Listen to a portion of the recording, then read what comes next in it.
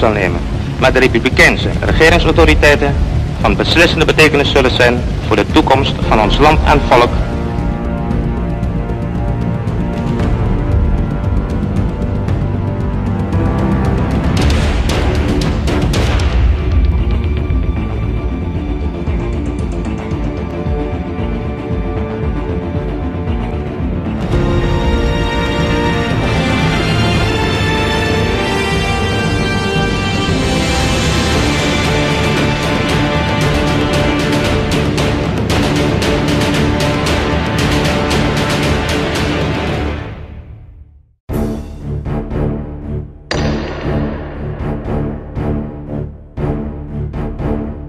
Garuda Pancasila merupakan lambang negara Republik Indonesia yang menempati posisi tertinggi dan terhormat sebagai identitas negara.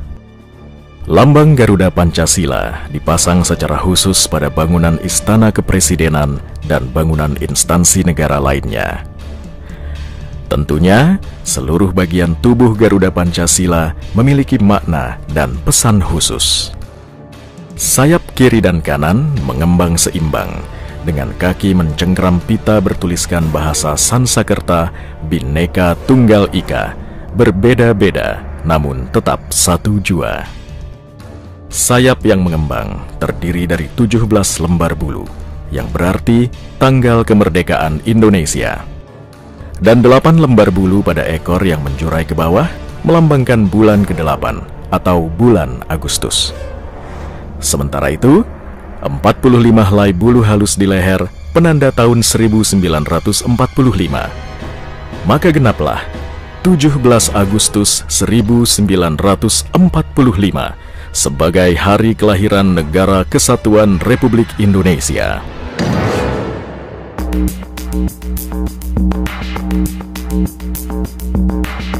Masyarakat Indonesia pada umumnya mengetahui lambang negara Garuda Pancasila.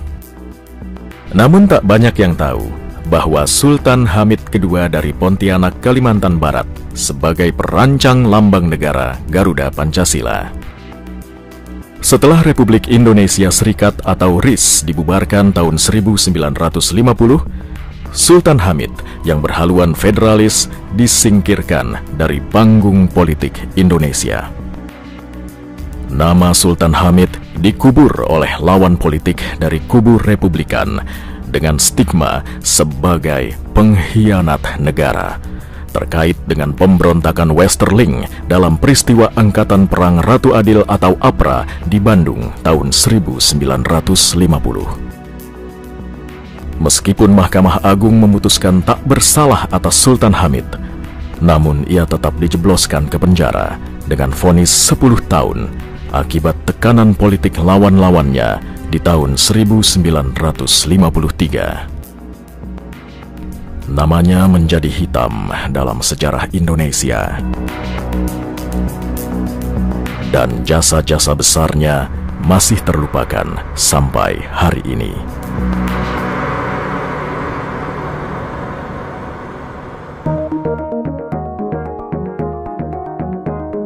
Sosok Sultan Hamid II yang kontroversial sebagai tokoh beraliran federalis telah menarik perhatian Mahendra, seorang pegawai negeri sipil, untuk melacak kepingan sejarah Sultan Hamid selama 4 tahun.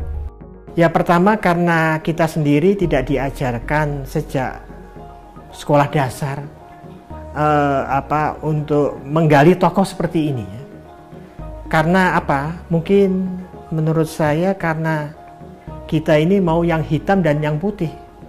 Jadi kalau sedikit abu-abu itu kita alergi ya. Nah, sedangkan Sultan Hamid adalah orang yang sangat unik ya.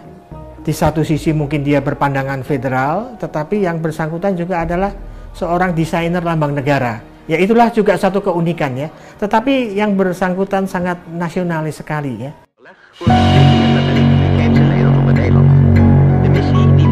Setelah tahun 1945, kiprah politik Sultan Hamid mulai mentereng.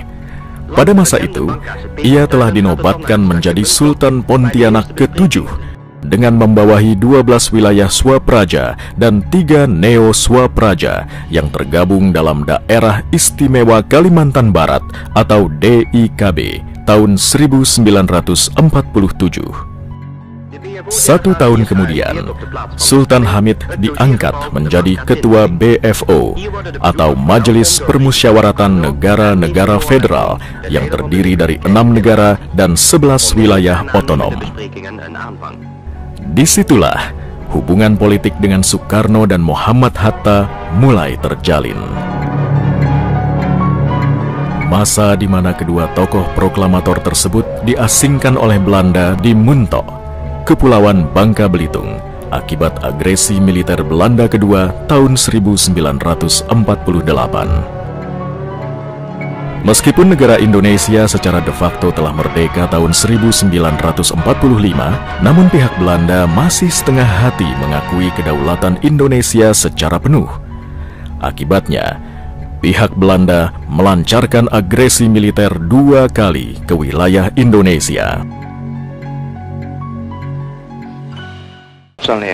Maar de Republikeinse regeringsautoriteiten van beslissende betekenis. Menjelang konferensi meja bundar di Belanda tahun 1949, Sultan Hamid berperan aktif membantu pihak Indonesia mempersiapkan strategi perundingan melalui konferensi Inter-Indonesia yang diselenggarakan 2 kali di Yogyakarta dan di Jakarta. Ketua Yayasan Sultan Hamid II, Ansari Dimyati menilai peran Sultan Hamid sangat besar sebagai juru runding negara 17 Agustus 1945 pimpinan Soekarno dengan pihak kerajaan Belanda dalam penyerahan kedaulatan agar Indonesia diakui kemerdekaannya secara internasional. Nah, pada tahun 1949 itulah peran sentral Sultan Hamid II terlihat sekali bahwa Indonesia ini tidak akan secara logik kita ketahui Indonesia ini tidak akan berdaulat dalam konferensi meja bundar kalau Sultan Hamid II tidak tanda tangan di konferensi meja bundar tersebut. Karena kita ketahui bahwa delegasi-delegasi yang menandatangani konferensi meja bundar itu ada 3 pihak.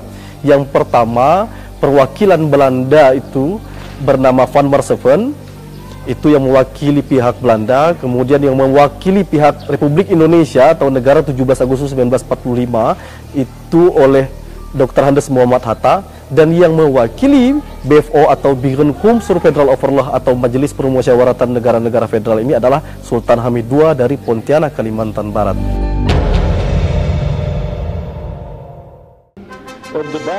Sesudah konferensi meja bundar di Belanda tahun 1949, Sultan Hamid dan seluruh anggota BFO memutuskan bergabung ke negara Indonesia sebagai Republik Indonesia Serikat atau RIS. Bangsa Indonesia dan bangsa Belanda kedua-duanya akan memperoleh bahagianya. Anak cucu kita, angkatan kemudian akan berterima kasih pada kita. Moga-moga Tuhan Yang Maha Kuasa memberkati pekerjaan kita pada konferensi meja bundar ini. Sultan Hamid II van Pontianak.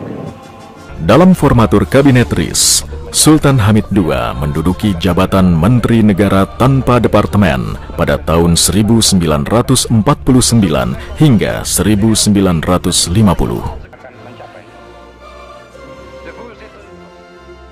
Kemudian, Presiden Soekarno menugaskan Sultan Hamid untuk menyiapkan gedung parlemen dan lambang negara berdasarkan Konstitusi RIS tahun 1949 Pasal 3 Ayat 3. Turiman Fatur Rahman Nur, pengajar hukum tata negara Universitas Tanjung Pura Pontianak, secara gigih menggali proses perancangan Garuda Pancasila yang belum terungkap selama ini.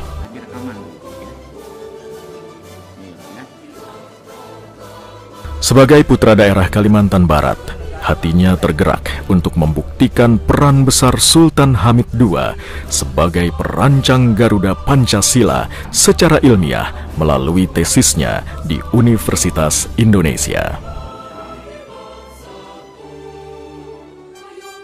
Kalau literatur tidak jadi masalah, sudah saya dapatkan semuanya. Tapi data dokumen Karena ini metodologinya yang menjadi inspirasi penelitian saya adalah metodologi yang digunakan adalah sejarah hukum. Harus bisa dibuktikan dengan dokumen sejaman. Berdasarkan hasil penelusuran Turiman dalam sidang kabinet tanggal 10 Januari 1950, dibentuk panitia lambang negara di bawah koordinasi Sultan Hamid II. Tugas panitia lambang negara membuat sayembara terbuka pembuatan lambang negara. Hasilnya, ada 2 karya terbaik, milik Sultan Hamid dan Muhammad Yamin yang diajukan ke panitia lambang negara.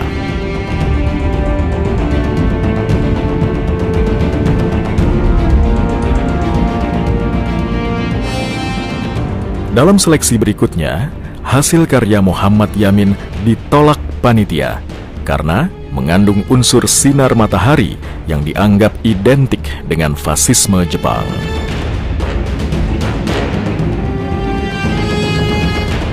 Berbekal sketsa-sketsa berupa Garuda di berbagai candi di Pulau Jawa, benda mitologi, lambang kerajaan Nusantara di abad ke-9, dan lambang organisasi yang dikirim oleh Ki Hajar Dewantara, Sultan Hamid mulai merancang lambang negara. Sultan Hamid melakukan sketsa awal. Nah, sketsa awal ini yang dilakukan pertama kali oleh Sultan Hamid adalah membuat perisai Pancasila. Kenapa? Karena Presiden Soekarno mewanti-wanti kepada Sultan Hamid, berpesan bahwa lambang negara yang akan dibuat, lambang negara representasi dari RIS ini adalah lambang negara yang bisa merepresentasikan dasar negara atau filosofis bangsa Indonesia, yaitu Pancasila.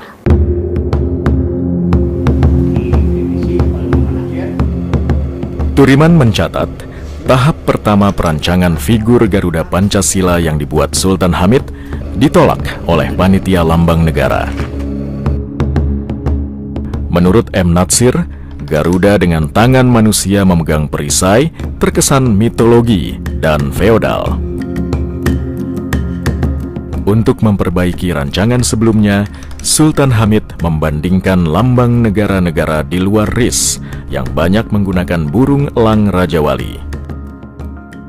Pada perancangan tahap kedua, Sultan Hamid mengubah figur burung Garuda menjadi burung elang Raja Wali dengan kepala tanpa jambul dan kaki yang mencengkram dari arah belakang.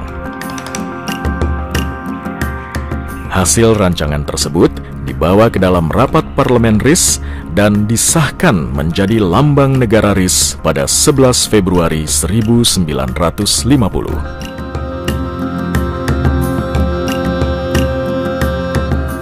Awal bulan Maret, Presiden Soekarno meminta Sultan Hamid untuk menyempurnakan lagi dengan menambah jambul di kepala Garuda dan mengubah cengkraman kaki ke arah depan.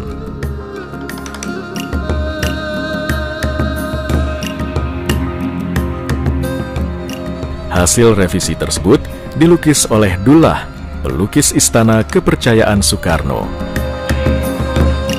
Lalu, Sultan Hamid berkonsultasi dengan Dirk Rule, ahli semiotika berkebangsaan Jerman yang menggambar ulang dari lukisan Dullah untuk menyempurnakan bentuk kaki Garuda. Kemudian, sketsa tersebut diserahkan kepada Presiden Soekarno untuk diberi disposisi berisi pernyataan Presiden Soekarno yang menetapkan sketsa inilah yang harus dipakai menjadi lambang negara pada 20 Maret 1950, seperti yang kita kenal sekarang.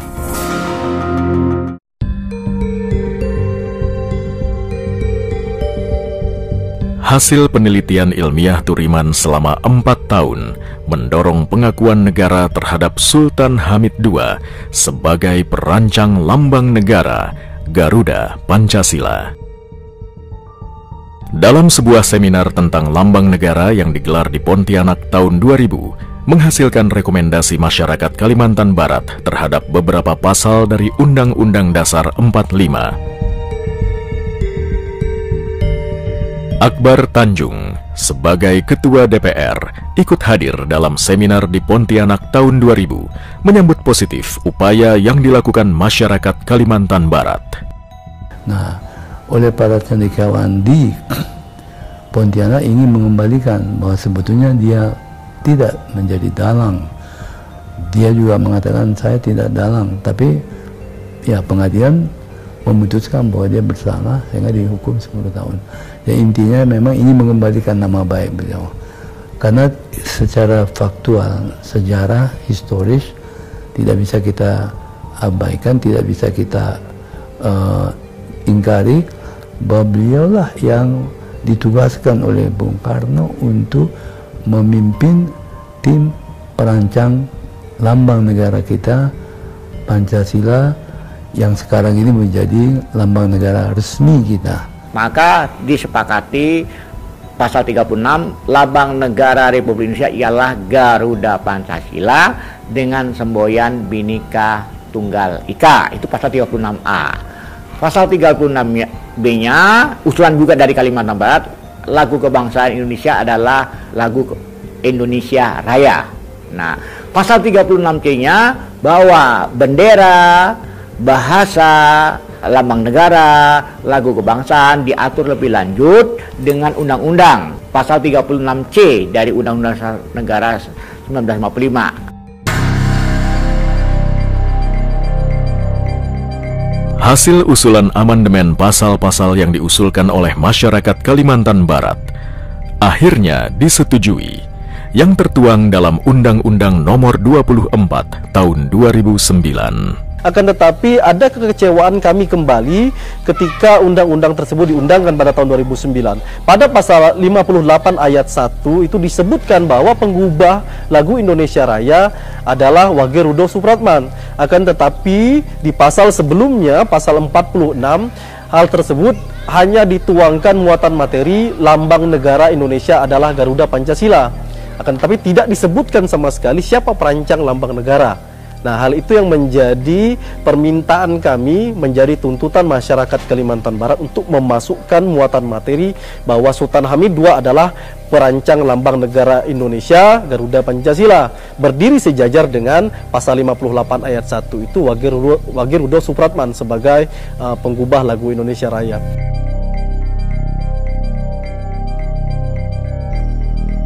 Max Yusuf Al-Qadri, Sekretaris Pribadi Sultan Hamid II, juga ikut merasa kecewa dengan hasil amandemen tersebut. Meskipun demikian, ia tetap optimis untuk terus berjuang meraih pengakuan konstitusi atas nama Sultan Hamid II. Saya didatangin oleh Direktorat Cagar Budaya untuk mendokumentasi lambang negara yang ada saya, selain dokumentasi yang ada di tempat Mas Agung. Jadi mereka bercerita untuk memasukkan ini sebagai benda cagar budaya sesuai dengan perubahan amandemen itu dari bab 15 itu, karena sudah masuk di dalam lambang negara, jadi perlu dibentuk sebagai benda cagar budaya peringkat nasional. Tahun 2016 saya dapat kabar dari Direktorat Cagar Budaya bahwa lambang negara sudah resmi masuk, ditetapkan sebagai benda cagar budaya peringkat nasional, itu dengan SK Mendikbud nomor 204 tanggal 26 Agustus 2016.